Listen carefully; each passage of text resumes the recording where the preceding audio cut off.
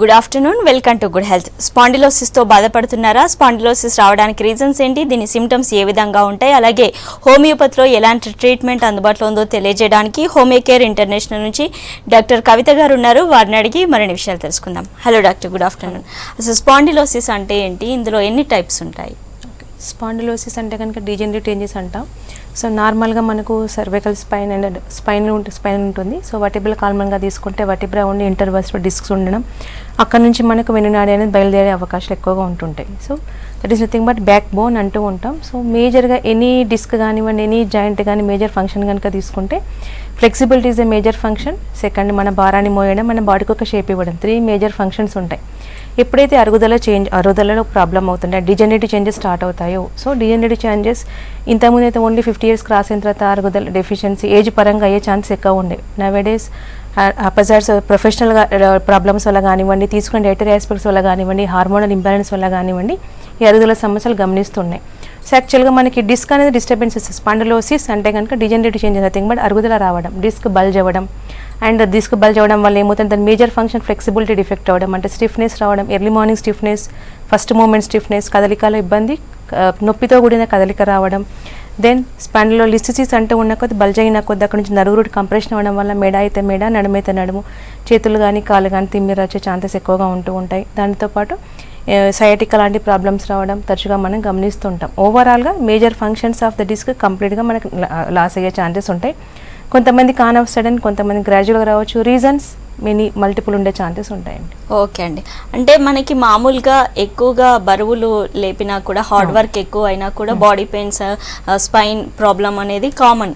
మరి అలాంటప్పుడు అవి ఎంత సివియర్గా ఉంటే అది మనకి స్పాండిలోసిస్ అనేది కన్ఫర్మ్ అవుతుంది, అంటే సిమ్టమ్స్ ఏ విధంగా తెలుస్తాయి? సో నార్మల్గా మనకు ఇది వచ్చే పీపుల్ కనుక తీసుకుంటే సిట్టింగ్ యాక్టివిటీ అంటే సెడెంటరీ యాక్టివిటీ ఎక్కువగా ఉన్న వాళ్ళకి కానీ, ఓవర్ బర్డెన్ కానీ, over use of the joints, over strain of the joints ఉన్న వాళ్ళకి వస్తూ ఉంటాయి. So muscle sprains common, day to day activities మనం అన్ని రకాల పనులు చేసుకుంటాం కామన్. కాకపోతే కొద్దిపాటు రెస్ట్ తీసుకోగానే తగ్గిపోయే ఛాన్సెస్ ఉంటాయి. అబ్నార్మల్ పాచర్లో పడుకున్న వాళ్ళకి, కూర్చున్న వాళ్ళకి, అబ్నార్మల్ పాచర్లో వెయిట్ లిఫ్టింగ్ చేసిన వాళ్ళకి కూడా ఇలాంటి సమస్యలు రావచ్చు. బట్ రెస్ట్ తీసుకోగానే ఫ్యూ మినిట్స్ కానీ, ఫ్యూ 10 minutes కానీ తీసుకొని నార్మల్గా ఏ ఛాన్సెస్ ఉంటాయి. బట్ ఇదే విధంగా రిపీటెడ్గా మనకు ప్రాబ్లమ్స్ వస్తూ ఉంటే, ఇప్పుడు మెడ ప్రాంతంలో కనుక స్పాండిలోటిక్ చేంజెస్ స్టార్ట్ అయినాయి అనుకోండి, స్టిఫ్నెస్, రిస్ట్రిక్టెడ్ మూవ్మెంట్ అంటే కదలికలో ఇబ్బంది రావడం, నొప్పితో కూడిన ఇబ్బంది రావడం, ఆ మెడ నరాల ఒత్తిడి గురవడం వల్ల ఏమైనా చేతులు లాగడం, తిమ్మిరి రావడం. అండ్ గ్రిప్ లాస్ అంటే ఎప్పుడైతే నర్వ్ రూట్ కంప్రెషన్ అవుతుందో ఆ నర్వ్ సప్లై చేసే హ్యాండ్స్ కండరాలు అనేది పట్టుతో తప్పిపోయే ఛాన్సెస్ ఉంటాయి. నాట్ ఈవెన్ చిన్న 1-2 liters ఆఫ్ వాటర్ బాటిల్లో లిఫ్ట్ చేయడానికి మజిల్ వీక్నెస్ వాళ్ళకి గురయ్యే ఛాన్సెస్ ఉంటాయి, అంటే పట్టుతో తప్పే అవకాశాలు ఉంటాయి. And at the same time nerve route bending supply చేసేది కంప్రెషన్ అయితే కనుక గిడినెస్, సడన్గా మూమెంట్ పడుకొని లేసే వాళ్ళకు సడన్గా గిడినెస్ అయ్యే ఛాన్సెస్ కూడా ఎక్కువగా ఉంటూ ఉంటాయి. సేమ్ థింగ్ అంటే గ్రాడ్యువల్గా ఇప్పటి వరకు వచ్చేంత వరకు వెయిట్ చేయాలని కాదు, ఇనీషియల్గా స్టిఫ్నెస్లో కానీ తిమ్మిరి రాగానే కానీ కరెక్షన్ చేసుకుంటే ఓవరాల్ కరెక్షన్ అయ్యే ఛాన్సెస్ ఉంటాయి. సో వాళ్ళు చేసే ప్రొఫెషన్ని బట్టి, వాళ్ళు తీసుకునే డైటరీ ఆస్పెక్ట్స్ని బట్టి, వాళ్ళకున్న సమస్యలను బట్టి ఇవి 6 నెలల్లో రావచ్చు, ఈ సిమ్టమ్స్ 6 years కూడా పట్టవచ్చు. బట్ కేరింగ్ అనేది ఇంపార్టెంట్.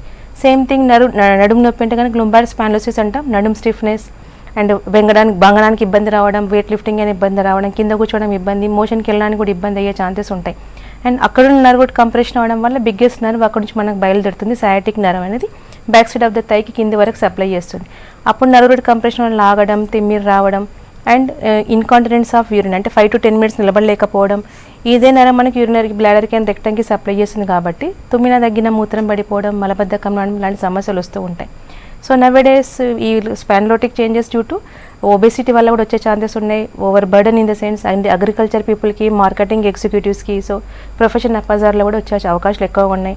క్వాలిటీ ఆఫ్ ఫుడ్ తక్కువ తీసుకోవడం, vitamin D deficiency, calcium deficiency, ఇండైరెక్ట్గా thyroid and calcium metabolism defect చేసి ఏంటంటే హైపోథైరాయిడ్ లాంటి ప్రాబ్లమ్స్ ఉన్న, క్రానిక్ డయాబెటీస్ అన్కంట్రోల్ ఉన్న వాళ్ళకి, ఆర్ఏ లాంటి సమస్యలు ఉన్న, అండ్ యాంక్లోజింగ్ స్పాండిలోసిస్ అంటే HLA-B27 పాజిటివ్ అనేది ఉండడం వల్ల కూడా మేజర్గా మనకి స్పాండిలోటిక్ చేంజెస్ ఎక్కువ గమనించే అవకాశాలు ఉంటాయండి. ఓకే అండి, కాలర్ ఉన్నారు, మాట్లాడదాం. హలో సత్యనారాయణ గారు, మీ క్వశ్చన్ అడగండి. నమస్తే మేడం. నమస్తే, చెప్పండి సార్. నాకు నోట్లో పుండ్లు అవుతున్నాయి మేడం. ఓకే. ఇదివరకు హోమియోపతి వాడా. ఓకే. తక్కువ లేదు మేడం. ఓకే. స్మోకింగ్ కానీ డ్రింకింగ్ కానీ అలవాటు ఉందండి? లేదు మేడం. సో నోట్లో పుండ్లకి మల్టిపుల్ రీజన్స్ ఉంటాయండి. వన్ టైప్ ఆఫ్ ఎసిడిటీ కావచ్చు, లేకపోతే అల్సర్స్ కావచ్చు, అండ్ అనీమిక్ డెఫిషియన్సీ వల్ల కావచ్చు, లేకపోతే క్రానిక్ స్మోకర్స్ వల్ల కూడా అల్సర్ రూపంలో వచ్చే ఛాన్సెస్ ఉంటాయండి. ఒకసారి అంటే డైజెషన్ అప్సెట్ ఉండడం వల్ల కూడా మనకు రికరెంట్కి వచ్చే ఛాన్సెస్ ఎక్కువగా ఉంటాయి. వైటమిన్ డెఫిషియన్సీ వల్ల కూడా పుండ్లు ఏర్పడే అవకాశాలు ఉంటాయి. ఒకసారి అంటే హైపోక్రోమిక్ అనీమియా అంటూ ఉంటాం. సో ఇలాంటి వాళ్ళకి కూడా మనకు నోట్లో పుండ్లు ఏర్పడే అవకాశాలు ఎక్కువగా ఉంటాయి. అండ్ ఫ్రీక్వెంట్గా ఫీవర్ రావడం వల్ల కూడా ఫీవర్ బ్లిస్టర్స్ అంటూ ఉంటాం. సో మల్టిపుల్ రీజన్స్ ఉంటాయి. వాట్ ఈస్ ద రీజన్ కరెక్ట్గా కనుక్కొని కనుక కొన్ని మంత్స్ రెగ్యులర్ కోర్స్ కనుక వాడితే నార్మల్గా అయ్యే ఛాన్సెస్ ఉంటాయండి. మీ previous history of reports and ఎక్కడ వాడినారు హోమియోపతి మందులు ప్రిస్క్రిప్షన్ కనుక తీసుకొని నియరెస్ట్ హోమియోకేర్ బ్రాంచ్కి విజిట్ అవ్వండి. కాజిటివ్ ఫ్యాక్టర్ని మనం కరెక్ట్గా అనుకొని కనుక దాని దగ్గరికి ట్రీట్మెంట్ చేస్తే మీకు సొల్యూషన్ వచ్చే అవకాశాలు ఉంటాయండి. ఓకే అండి, అసలు డిస్క్ బల్జీ ఎందుకు అవుతుంది? ఓకే, సో డిస్క్ బల్జ్ అంటే డ్యూ టు ఇందాక చెప్పినట్టు many reasons. So deficiency is one of the reason irrespective of చిన్న పిల్లలు వస్తుంది, మిడిల్ ఏజ్ అండ్ పెద్దవాళ్ళలో. సో వైటమిన్ డెఫిషియన్సీ వల్ల కాల్షియం అబ్జార్ప్షన్ డిఫెక్ట్ అవ్వడం వల్ల మనకి బల్జింగ్ అయ్యే ఛాన్సెస్ డీజనరేషన్ వల్ల. సో ఈ అరుగుదల మేజర్గా ఉండే ఛాన్సెస్ ఉంటాయి. అండ్ హార్మోనల్ ఇంబ్యాలెన్స్లో ముఖ్యంగా మనం కనుక తీసుకుంటే ఒబెసిటీ ఇండైరెక్ట్ ఫ్యాక్టర్ కాబట్టి, సో ఒబెసిటీ ఇండైరెక్ట్ ఫ్యాక్టర్ ఉన్న రీజన్స్ ఏంటి, హైపోథైరాయిడ్ ఉన్న వాళ్ళకి అండ్ లివర్ ప్రాబ్లం ఉన్న వాళ్ళకి కూడా ఇలాంటి సమస్యలు వచ్చే అవకాశాలు ఎక్కువగా ఉంటూ ఉంటాయి. అండ్ కాల్షియం మెటబాలిజం డిఫెక్ట్ అవ్వడం వల్ల ఇలాంటి వచ్చే ఛాన్సెస్ ఉంటాయి. అండ్ యాంక్లోజింగ్ స్పాండిలోసిస్ అంటే ఇది ఒక ఆటోఇమ్యూన్ డిజార్డర్. వీళ్ళు ఎక్కువ HLA-B27 పాజిటివ్ ఉంటుంది. సో ఈ యాంటీబాడీస్ ఏంటంటే మేజర్గా మనకు డిస్క్ మీద అటాక్ అయ్యే ఛాన్సెస్ ఉంటాయి. సో కాబట్టి కార్టిలేజ్ డిస్క్ డ్యామేజ్ అయ్యే ఛాన్సెస్ ఉంటాయి. రెండు వర్టిబ్రల్ మధ్య స్పేస్ ఎక్కువ కావడం, లాస్ట్లో తగ్గిపోవడం, లిసిసిస్ స్టేజ్కి వెళ్ళడానికి కంప్లీట్గా బాంబూ లెగ్ స్టిక్ అయ్యే పాసిబిలిటీస్ ఎక్కువగా ఉంటాయి. ఓకే అండి, కామారెడ్డి నుండి కాలర్ ఉన్నారు. హలో, నమస్కారం మేడం. నమస్తే అండి నాగరాజ్ గారు, మీ క్వశ్చన్ అడగండి. హలో, నమస్కారం మేడం. నమస్తే సార్, చెప్పండి. మేడం బ్యాక్ పెయిన్ మేడం నాకు. ఓకే, బ్యాక్ పెయిన్ నుంచి కాళ్ళ లోపల తిమ్మిర్లు వస్తున్నాయి మేడం. అయితే కాళ్ళలో తిమ్మిర్లు వస్తున్నాయి, బాడీ లోపల యాక్టివ్నెస్ లేదు, చేతి లోపల శక్తిహీనం మేడం. అయితే హైదరాబాద్ లో MRI స్కాన్ చూపిస్తే ఏం లేదు, అంత ఓన్లీ నరాల వీకెస్ మాత్రం అని చెప్పి అన్నాడు మేడం. డిస్క్ ప్రాబ్లం అంటూ ఏం లేదని చెప్పి అన్నాడు. మెడిసిన్ రాసిచ్చాడు మేడం. మెడిసిన్ వాడుకున్నా కూడా ఎలాంటి ఒక 1% కూడా నాకు రిలీఫ్ రాలేదు మేడం. అలా 2 times మెడిసిన్ రాసిచ్చాడు సార్. అయినా ఎలాంటి నాకు ప్రాబ్లం సాల్వ్ కాలేదు మేడం. ఓకే, ఏం చేస్తుంటారు మీరు? మేడం తిమ్ముర్లు రావడము, కుడికాలు లోపల శక్తిహీనత. ఏం చేస్తుంటారు సార్ మీరు? నేను ఇంతకు ముందు మేడం యాక్చువల్ గా బిఫోర్ నేను టైలరింగ్ చేసిన మేడం. టైలరింగ్ ద్వారా బాగా కూర్చొని అవుతుంది కాబట్టి టైలరింగ్ ఆల్రెడీ బంద్ చేయమన్నాడు ఒక డాక్టర్. అది ఇప్పుడు వదిలేసి ప్రస్తుతానికి నేను ఇప్పుడు మెకానికల్ చేస్తున్నాను మేడం. టీమ్ మెకానిక్ చేస్తున్నాను. టీమ్ మెకానిక్ చేస్తున్నాను మేడం. వెయిట్ ఎంత ఉంటారండి? వెయిట్ నేను మేడం 67 మేడం. ఓకే, సో మీకున్నది ఎర్లీ డిజనరేటివ్ చేంజెస్గా ఉన్నది కాబట్టి MRIలో మేజర్ ప్రాబ్లం లేదని చెప్పినారు. కాకపోతే టువర్డ్ డిస్క్ సమస్య అనేది లుంబార్ స్పాండిలోసిస్ అండ్ సైటికా అంటుంటే నర్వ్ రూట్ కంప్రెషన్ అవ్వడం వల్ల, డిస్క్ బల్జ్ అవ్వడం వల్ల, స్టిఫ్నెస్ సివియర్గా లాగడం, కాళ్ళు లాగడం, టువర్డ్ రైట్ సైడ్ కానీ లెఫ్ట్ సైడ్ కానీ సైటిక్ నర్వ్ కంప్రెషన్ అవ్వడం వల్ల కంటిన్యూగా లాగే అవకాశం ఉంటాయి. ప్రొఫెషన్లో మనకు టైలరింగ్ ప్రొఫెషన్లో కానీ సిట్టింగ్ ప్రొఫెషన్లో కానీ కంటిన్యూగా ఓవర్ ఎగ్జర్షన్ ఆఫ్ లెగ్స్ ఉండడం వల్ల కూడా ఇలాంటి సమస్య వచ్చే ఛాన్సెస్ ఉంటాయండి. సో లాగడం తిమ్మిరి అనేది నర్వ్ రూట్ కంప్రెషన్ వల్లనే అవుతుందండి. ఒకసారి ఆ ప్రీవియస్ ఎక్స్రే రిపోర్ట్ కానీ MRI రిపోర్ట్ కనుక తీసుకోనండి. ఫస్ట్ మన దగ్గర ట్రీట్మెంట్ స్టార్ట్ చేసిన తర్వాత మీకు లాగడం తిమ్మిరి రావడంలోనే మార్పు వచ్చే ఛాన్సెస్ ఉంటాయి. అండ్ మజిల్ వీక్నెస్ నార్మల్గా అయ్యే ఛాన్సెస్ ఉంటాయి. గ్రిప్ నార్మల్గా ఉండడం, 5-10 నిమిషాలు నిలబడ్డా కూడా ఎలాంటి వీక్నెస్ లేకుండా ఉండే ఛాన్సెస్ ఉంటాయి. దెన్ పెయిన్ తగ్గే అవకాశం ఉంటే, స్టిఫ్నెస్ తగ్గిపోయే అవకాశాలు ఉంటాయి. కాకపోతే కొద్దిపాటి జాగ్రత్తలు పాటించాలి. అంటే ఈవెన్ దో మెడిసిన్స్ వాడినా వాడకుండా ఇలాంటి సమస్యలు ఉన్న వాళ్ళు ఏంటంటే కింద కూర్చోవడం కానివ్వండి, అబ్నార్మల్ పచ్చలో కూర్చొనివ్వడం కానివ్వండి, వెయిట్ లిఫ్టింగ్ కానివ్వండి కొద్దిగా అవాయిడ్ చేయాలి. లాంగ్ జర్నీ చేసినప్పుడు కానీ అయితే కనుక లుంబార్ బెల్ట్ యూజ్ చేసుకుంటూ చేయాలి. ఇలాంటి జాగ్రత్తలు పాటించుకుంటూ కనుక మెడిసిన్స్ వాడితే మీకు డెఫినెట్గా సొల్యూషన్ ఉంటుందండి. So nearest Homeocare branch visit అవ్వండి, డెఫినెట్గా సొల్యూషన్ పొందుతారు. ఓకే అండి, నెక్స్ట్ కాల్ తీసుకుందాం. హలో, హలో నరేష్ గారు, మీ ప్రాబ్లం చెప్పండి. ఇదే లంబార్ స్పైన్ లో నాకు నడుము ఇంజూరీ అయింది మేడం. ఓకే, లంబార్ స్పైన్ లో నడుము ఇంజూరీ అయితే అంటే మోకాల నుంచి కిందికి వచ్చేసి అది స్పర్శ లేదు. ఓకే, స్పర్శ తగ్గింది. ఫుడ్ డ్రాప్ అయింది మేడం. అయితే ఫుడ్ డ్రాప్ అయింది. ఓకే, మా దాంట్లో ఆల్రెడీ ట్రీట్మెంట్ తీసుకుంటాను హోమియోపతిలో మా దాంట్లో. మరి అసలు ఎప్పుడు క్యూర్ అయింది అసలు? ఓకే, ఎంత అండి మీ వయసు? ఎంత అండి? ఎప్పుడు తగిలింది మీకు? 28 అంటే అసలు ఎట్లా జిమ్ చేస్తాను, ఇంకోటి ఎక్సర్సైజ్ చేస్తాను అంటే రన్నింగ్, అసలు ఇక్కడ ఏమి ప్రాబ్లం అయిందో తెలియట్లేదు. అంటే యాక్సిడెంట్ అయిందా లేకపోతే కింద పడ్డం జరిగిందా లేకపోతే? నో యాక్సిడెంట్ మేడం, అలా ఎలాంటి చిన్న యాక్సిడెంట్ కూడా ఏం లేదు. ఓకే, సో ట్రీట్మెంట్ తీసుకుంటే ఏం లేదు మేడం. మామూలుగా అక్కడ జారిపడడం లాగడం ఇలాంటి కామన్ గా ఉంటుంది. అంటే ఎక్కడ ఏమైందో ప్రాబ్లం అవుతుంది అర్థం అవుతుంది. Slow slow slow slow food drop అయింది. ఫస్ట్ పోయింది మేడం, మోకాళ్ళ నుంచి కిందికి వచ్చేసి ఫస్ట్ పోయింది. తర్వాత slow slow slow slow food drop అయింది. అది ఎంఆర్ఐ స్కాన్ వచ్చేసి అది లంబర్ స్పైన్ లో నడువు వచ్చేసి జస్ట్ ఇట్లా ప్రాబ్లం ఉన్నట్టు తేలింది. కాలు నో ప్రాబ్లం, నడువులో ప్రాబ్లం ఉన్నట్టు తేలింది. దానివల్ల కాలు మొత్తం మోకాళ్ళ నుంచి కిందికి స్పర్శ లేకపోవడం, కింద ఫుడ్ డ్రాప్ అవడం. ఫుడ్ డ్రాప్ అయిన పాదం వచ్చేసి స్పర్శ ఉంది, కానీ ఈ పాదం నుంచి పైకి మోకాళ్ళ నుంచి కిందికి వచ్చేసి స్పర్శ తక్కువ ఉంది. ఓకే, మజిల్ వీక్నెస్ పెరుగుతూ వస్తుంది, నడవడానికి తిన్నింగ్ కానీ పట్టుత్తంగా తప్పడం నిలబడడానికి కూడా ఇబ్బంది అయ్యే ఛాన్సెస్ ఉన్నాయి. లేదు కొద్దిపాటి జాగ్రత్తలు తీసుకుంటే అంటే కంప్లీట్గా నార్మల్గా అవే కాకుండా ఇప్పుడున్న పరిస్థితి కంటే బెటర్ అయ్యే ఛాన్సెస్ ఉంటాయండి. కాకపోతే కంపేర్ టు అదర్ కేసెస్ ఇది కొద్దిగా లాంగర్ డ్యూరేషన్ మెడిసిన్ వాడాల్సిన అవసరం ఉంటుంది. సో రెస్పాన్స్ అనేది మనకు 40 years బిలో ఉన్న వాళ్ళకి చాలా ఫాస్ట్గా వచ్చే ఛాన్సెస్ ఉంటాయి. మీ ప్రీవియస్ హిస్టరీ ఆఫ్ రిపోర్ట్స్ అంటే ఎంఆర్ఐ రిపోర్ట్స్ రీజన్ దానికి అండ్ మెడిసిన్ హిస్టరీ ఏ విధంగా ఉందో దాన్ని తీసుకోనండి. ఎంతవరకు పాసిబిలిటీ ఉంది, ఎంత డ్యూరేషన్ మెడిసిన్ వాడాలి, ఎలాంటి చికిత్స అవైలబుల్ ఉందో చెప్పడం అనేది జరుగుతుంది. ఓకే అండి, మేడ్చల్ నుండి కాలర్ ఉన్నారు. హలో మేడం, సుధాకర్ గారు చెప్పండి, ప్రాబ్లం చెప్పండి. నాకు షుగర్ ఉంది మేడం. ఓకే, డయాబెటీస్ పట్టేసింది, దాని కేర్ అవుతుందా అని అడుగుతున్నాను. డయాబెటీస్ కంట్రోల్లో ఉందా సార్? మరి అంటే కొంచెం ఎక్కువ తక్కువ ఉంటుంది మేడం. ఎప్పటి నుంచి ఉంది మీకు డయాబెటీస్ అనేది? 6 years నుంచి. 6 years నుంచి మెడిసిన్స్ వాడుతున్నారు?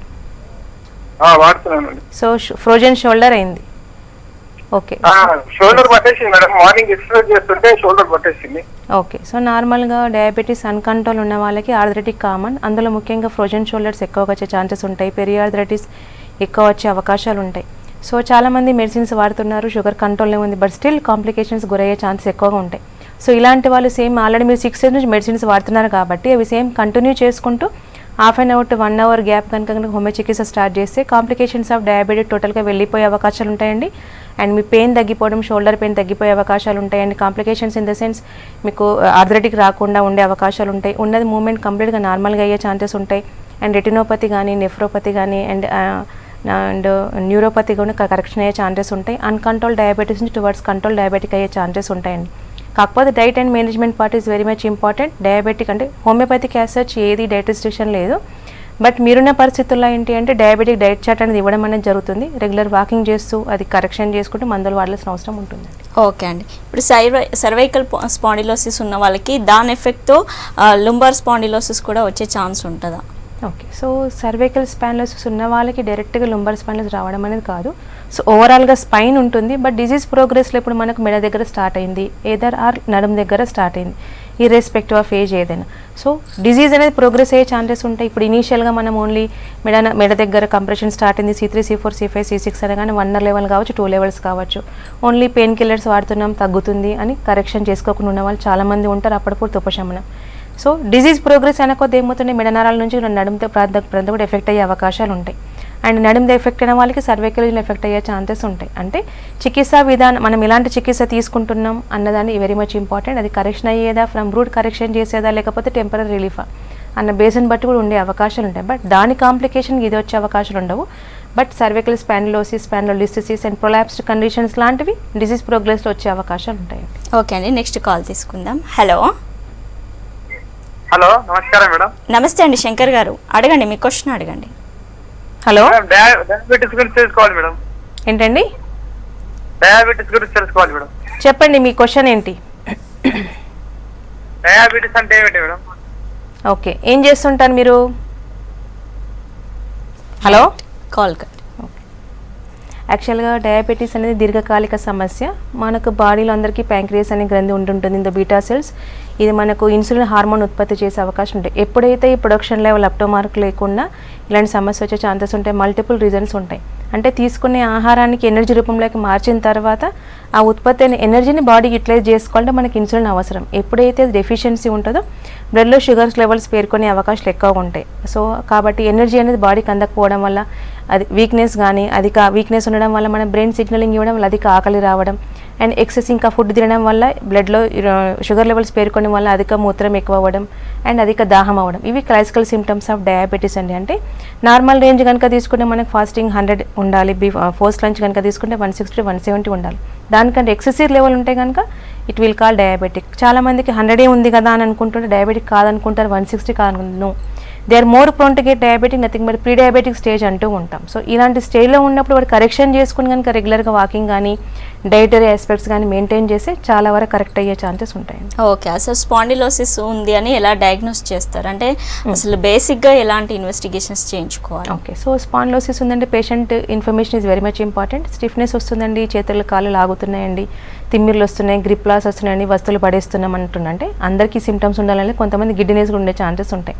సో బేసిక్ కనుక తీసుకుంటే మనకి ఎక్స్రే అంటే ఎక్స్రే రిపోర్ట్ కనుక తీసుకుంటే మనకి ఆస్టియోఫైటిక్ ఫార్మేషన్ ఉన్నా బోనీ ఎలాంటి గ్రోత్స్ ఉన్నా కూడా తెలుసుకునే అవకాశాలు ఉంటాయి.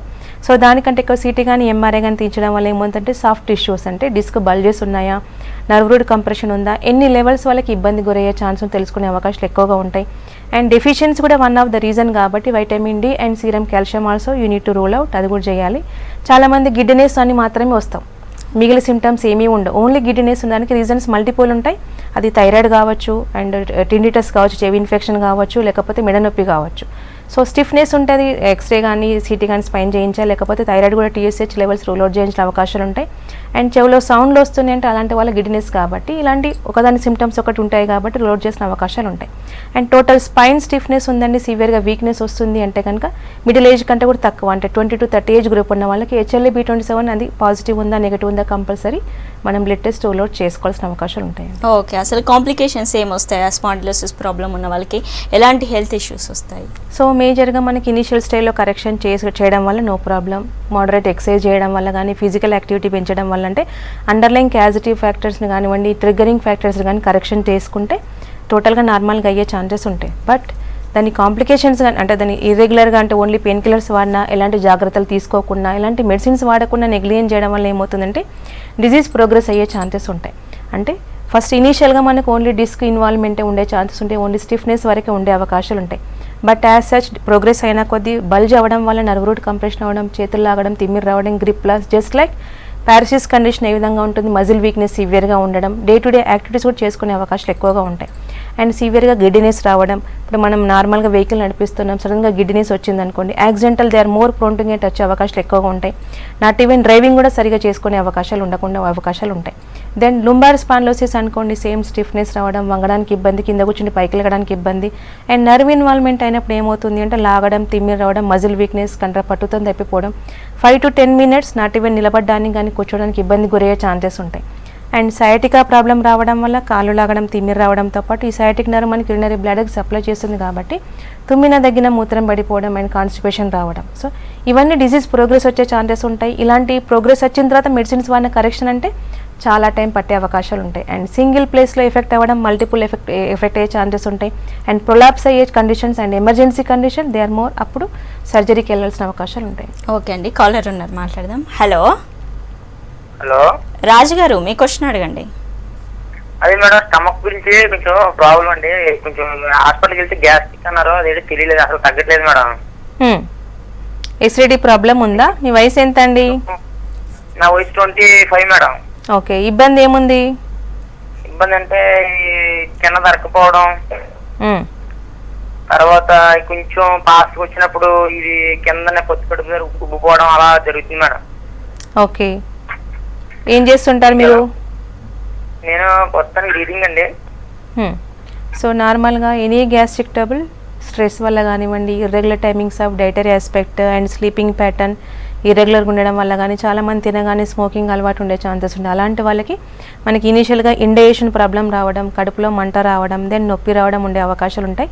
అండ్ తీసుకునే ఆహారం అనేది ఫుడ్ రూపంలోకి మనకు కంప్లీట్గా కావాలి, ఎనర్జీ రూపంలోకి మారాలి. వీళ్ళలో ఆ విధంగా జరగకుండా తినగానే ఏదైనా మోషన్కి వెళ్ళడం, లేకపోతే మలబద్ధకం రావడం, తీసుకునే ఆహారం వంట పట్టకుండా ఉండే అవకాశాలు ఎక్కువగా ఉంటాయి. అది ఎనర్జీ రూపంలోకి మారకుండా గ్యాసెస్ ఫార్మేషన్ అయ్యే ఛాన్సెస్ ఉంటాయి.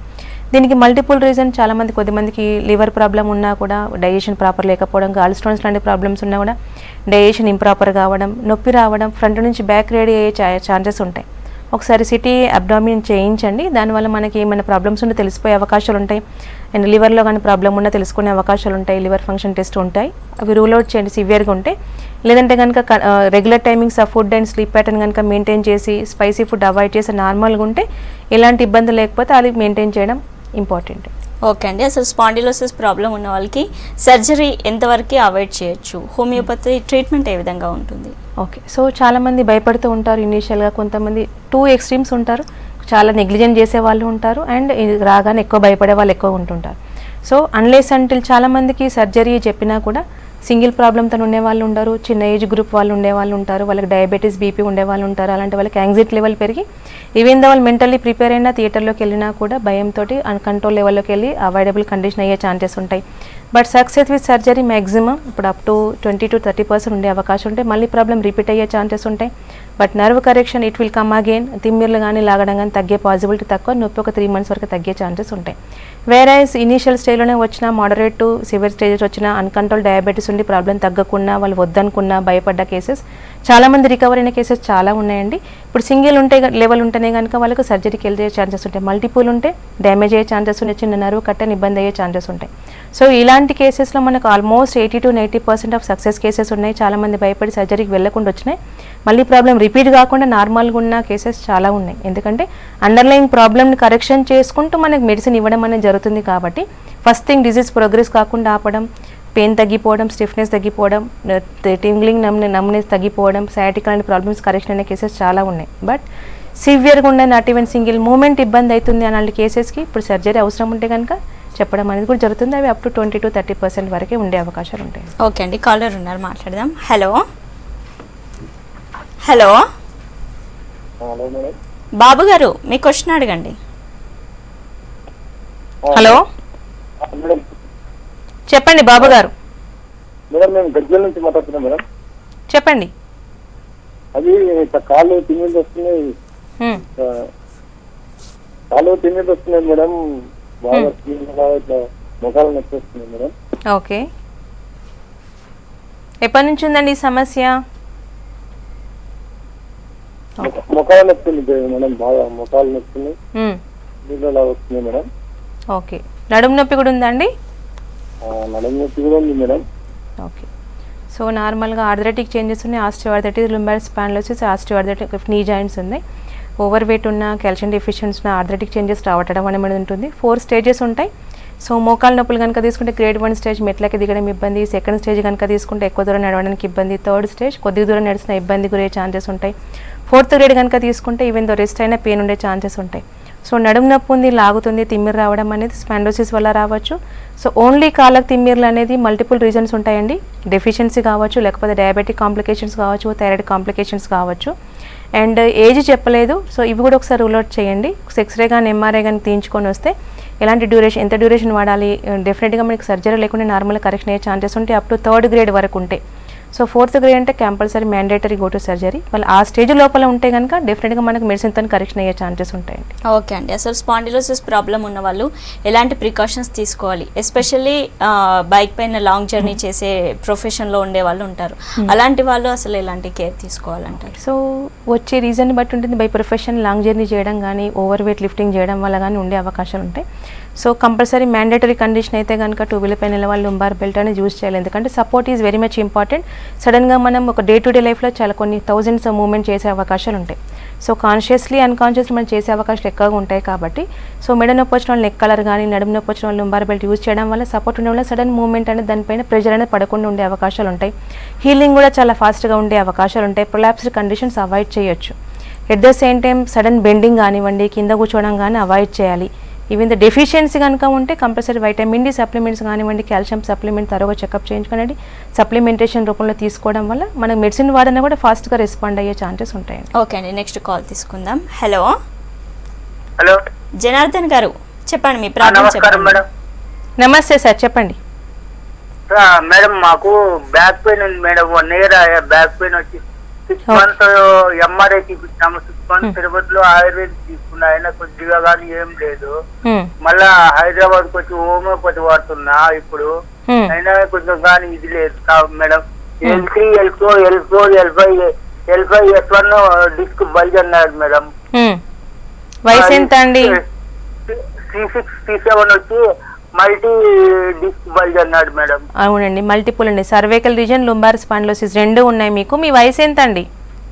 మా వయసు 51 సంవత్సరం మేడం. ఏం చేస్తుంటారు మీరు? ఏం వర్క్ చేస్తుంటే చిన్న వ్యాపారం మేడం అంతే.